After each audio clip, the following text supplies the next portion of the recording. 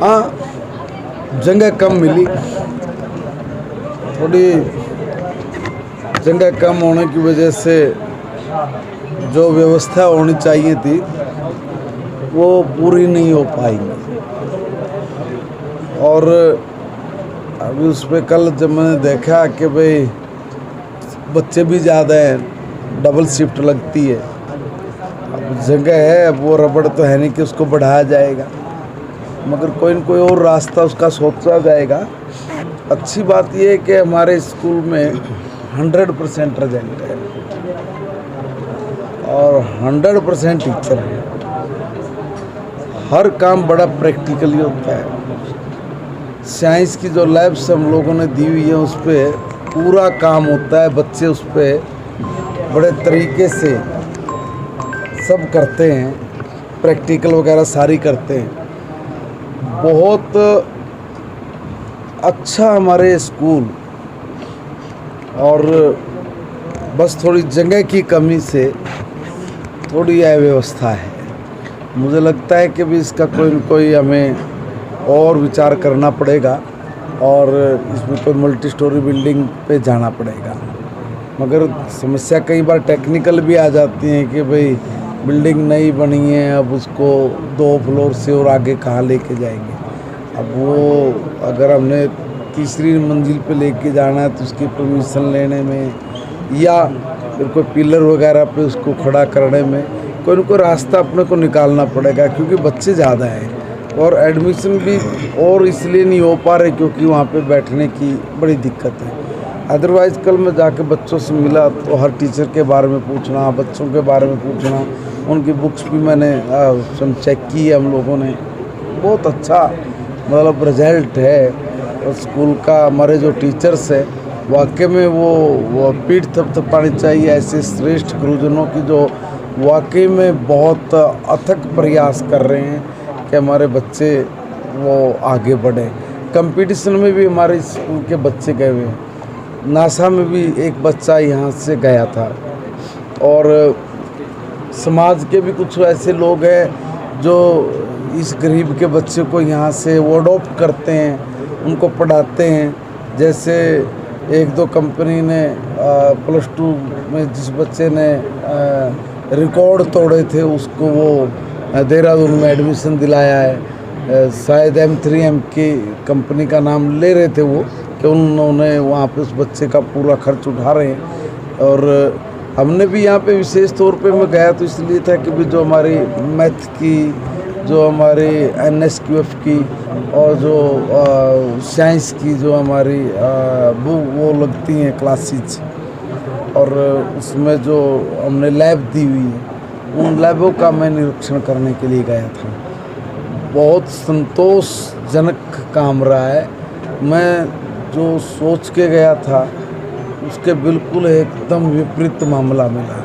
मतलब कुल मिला के कह सकते हैं कि हमारे जो टीचर हैं वास्तव में इन टीचरों की मेहनत का ही परिणाम है कि इस बार जो हमारा रिजल्ट है वो बहुत अप्रत्याशित रहा। और मैं दावे से कह सकता हूँ अब आगे कि हमारे स्कूल जो प्राइवेट, एक धारणा बनी हुई थी प्राइवेट स्कूल और सरकारी स्कूल में, तो सरकारी स्कूल में एडमिशन नहीं करवाना और प्राइवेट स्कूल की तरफ भागना। अब प्राइवेट स्कूल से भी ज़्यादा अच्छा रिजल्ट जब सरकारी स्कूल का है तो स्वाभाविक बात है कि लोगों में भी धारणा चेंज होगी। और सरकारी स्कूल में तमाम तरह की फैसिलिटीज़ वास्तव में हैं।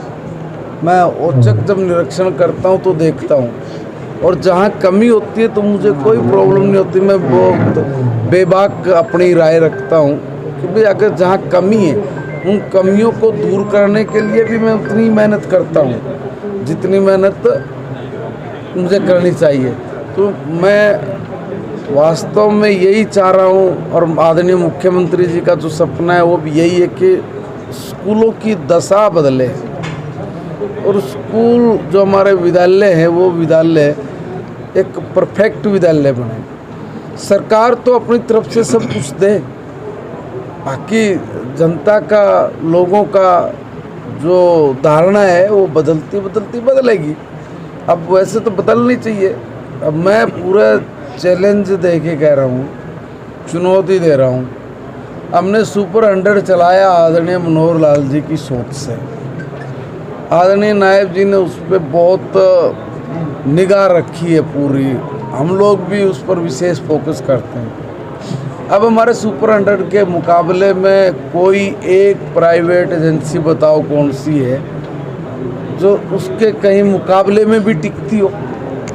और हमारे गरीब के बच्चे सारे सरकार खर्च उठा रही है और वो 100% बच्चे हमारे वो सफल हो रहे हैं। IIT के में जा रहे हो, चाहे NET की परीक्षा पास कर रहे हो, चाहे किसी भी चीज़ में देख लो आप, हमारा सुपर 100 का बच्चा आज किसी भी प्राइवेट संस्था के जितने भी छात्र हैं जो इतना सब कुछ करके पढ़ते हैं, वो हमारे उनके कहीं मुकाबले में भी नहीं है।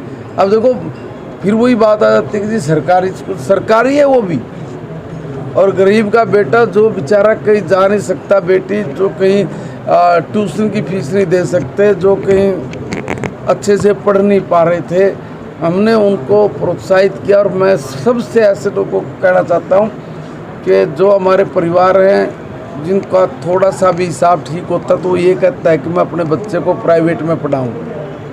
मेरा निवेदन ये है कि आप प्राइवेट में देखिए, जब आपकी जेब अलाउ नहीं करती तो ज़बरदस्ती नहीं जाओ। हमने सरकार ने आपके लिए व्यवस्था की हुई है, वैसे आपका अधिकार है कि भाई आप अपने बच्चे को कहीं भी पढ़ाओ, हमें कोई प्रॉब्लम नहीं है। मगर हम लोग ये कह रहे हैं कि सरकार ने भी एक व्यवस्था आपके लिए बनाई है। ये विद्यालय ये आपकी धरोहर है, ये राष्ट्रीय संपत्ति है, और इसमें अगर आप अपने बच्चों को शिक्षा दिलवाओगे तो कोई शर्म की बात नहीं है। उल्टा हमारा जो सरकारी स्कूल है उस स्कूल में जो टीचर है वो बहुत हाई क्वालिफाइड है। आप जिस भी प्राइवेट स्कूल में अपने बच्चे का एडमिशन करा रहे हो या पढ़ रहे हो, मैं एक बात पूछना चाहता हूँ, किसी ने पूछा है कि भाई वहाँ के 100 में से 90 ने नहीं पूछा होगा कि भाई यहाँ का जो टीचर है इसकी क्वालिफिकेशन क्या है, और वहाँ पूछा नहीं होगा तो वो एडमिशन करा लेते हैं हम लोग। और मैं कह रहा हूँ हमारे वाले की आप पूछने की ज़रूरत नहीं है कि भाई इसकी क्वालिफिकेशन क्या है, क्योंकि वो तो तमाम परीक्षा देखने के बाद ही वहाँ पर जाके टीचर बनता है। तो इतने अच्छे टीचर हमारे पास हैं। तो मैं विशेष तौर पर ऐसे परिवारों को कहना चाहता हूँ जो मेरे पास आज भी फीस माफ़ के कम से कम 6-7 मामले आए होंगे अभी भी बैठे बैठे कि जी फीस माफ़। अब मैं उनको कई बार कहती हूँ यार तू वहाँ करा ले एडमिशन, अगले की गर्दन नहीं मुड़ती। वो कह दे तो मतलब मुझे लगा कैसा लगा कि भाई इतना क्या क्यों दिया, गुस्सा आ जाता है कि भाई मैं मेरे बेटे को प्राइवेट में, बेटी को प्राइवेट में पढ़ाऊँगा, तेने फीस माफ़ करवा दे, नहीं तो रहने दे, ये भी कह देते हैं। मगर मैं उनको ये कहता हूँ भाई देख तेरे को मैं सही बता रहा हूँ कि आज उन स्कूलों की कंडीशन चेंज है। आप पढ़ाइए, बच्चों को अच्छी एजुकेशन दे, इसकी हमारी जिम्मेवारी है। और आपके बच्चे अच्छे से पढ़ें, उनको कोई तकलीफ़ ना हो, उसकी व्यवस्था सरकार करके दे रही है। बस ये धारणा और बदल जाए तो मैं कह रहा हूँ कि जब आज +2 का 10th का रिजल्ट जब प्राइवेट स्कूल के इक्वल आया है तो ऐसे परिवारों को विचार करना चाहिए कि जो आर्थिक बोझ अपना और बढ़ा रहे हैं, उनसे तो मैं विशेष तौर पर निवेदन करूंगा कि आप भरोसा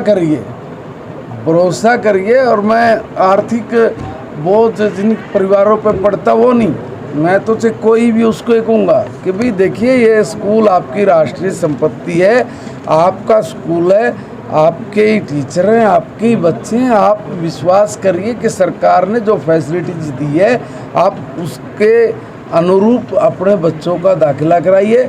हम भरोसा दिलाते हैं आपको कि हमारा जो ये इंस्टीट्यूशन से स्कूल है, जो हमारे विद्यालय हैं, ये आपको हमको एक बेहतर शिक्षा देंगे, ये भरोसा रखिए। आपके गांव के स्कूल की भी खबरें चल रही हैं। ये देखे चलाने वाले ने उसने न्यू नहीं देखी भाई स्कूल में मेरे गांव को जा गए, फोकस करके आए, फिर मुख्यमंत्री जी के स्कूल में भी गए गांव में कि जी यहाँ का देखो क्या है।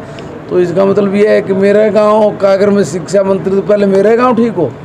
देखिए एक व्यवस्था है, उस व्यवस्था के अनुरूप हमने पहले 1500 स्कूल चूज किए हैं कि भाई ये 1500 स्कूल है, पहले हम लोग इनका कायाकल्प करेंगे।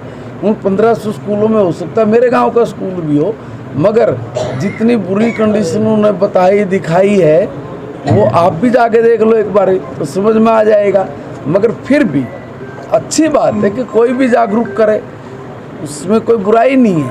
मगर मैं निवेदन कर रहा हूँ कि हम चरणबद्ध तरीके से इन तमाम स्कूलों में जो भी कमियां हैं उन कमियों को दूर करेंगे, सर हर हाल में दूर करेंगे। 11